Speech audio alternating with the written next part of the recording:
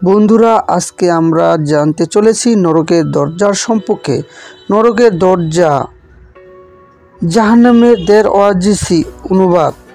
জাহান্নামের দরজা তুর্কমেনিস্তানের দরওয়াজা শহরের একটি প্রাকৃতিক গ্যাস ক্ষেত্র। এটি দীর্ঘদিন ধরে অগ্নিমুখটি অনবরত জ্বলছে বলে একে নরকের দরজা বলা হয়।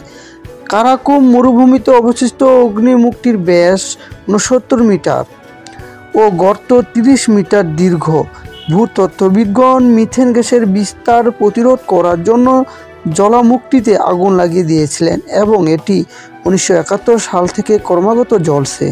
দেশ হলো তুর্কমেনিস্তান, অঞ্চল হলো দরওয়াজা আহল প্রদেশ। সমুদ্র তীরাক্রান্ত ডাঙ্গাবর্তী এলাকা হলো উপকূলীয়বর্তী। অগ্নিমুখটি দেখতে প্রতি বছরে পর্যটকরা দরওয়াজা শহরে আসেন। 2009 সাল থেকে এখন পর্যন্ত 50,000 পর্যটক স্থানটি পরিদর্শন করেছেন। গ্যাস ক্ষেত্রটি 53-50 বর্গমিটার স্থান পরিবেষ্টিত এবং আশেপাশের স্থানও বনভূমি, মরুভূমি, ক্যাম্পিং এর জন্য বিখ্যাত, অর্থাৎ 5350 বর্গমিটার স্থান। এটি একটি প্রাকৃতিক গর্ত নয়। 1971 সালে তৎকালীন সোভিয়েত ইউনিয়নে প্রাকৃতিক গ্যাস সমৃদ্ধ দারওয়াজি এলাকায় অনুসন্ধানের সময় ক্ষেত্রটি আবিষ্কার করেন।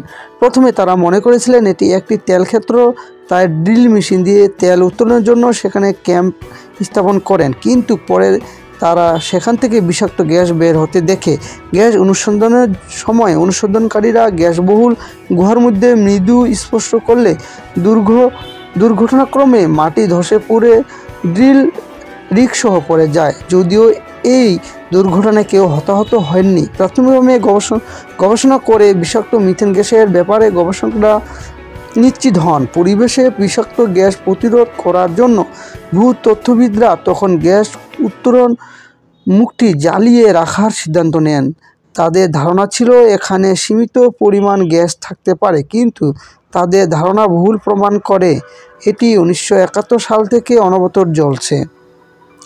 2010 সালের এপ্রিল তুর্কমেনিস্তানের রাষ্ট্রপতি গ্যাস ক্ষেত্রটি পরিদর্শন করে এটি বন্ধের কথা বলেন। তিনি বলেন, তা না হলে এই এলাকার অন্যান্য প্রাকৃতিক গ্যাস উত্তোলনের উপর এর প্রভাব পড়তে পারে। বর্তমানে তুর্কমেনিস্তান তার প্রাকৃতিক গ্যাস উত্তোলন বৃদ্ধি করার পরিকল্পনা করেছে। বর্তমান 75 মিলিয়ন কিউবিক মিটার থেকে গ্যাস উত্তোলন করে ভারত, রাশিয়া, চীন, ইরাক ও পশ্চিম ইউরোপে পরবর্তী 20 বছর তারা রপ্তানি করার চিন্তা করছে।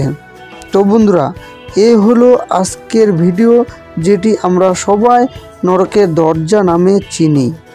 তো ভিডিওটি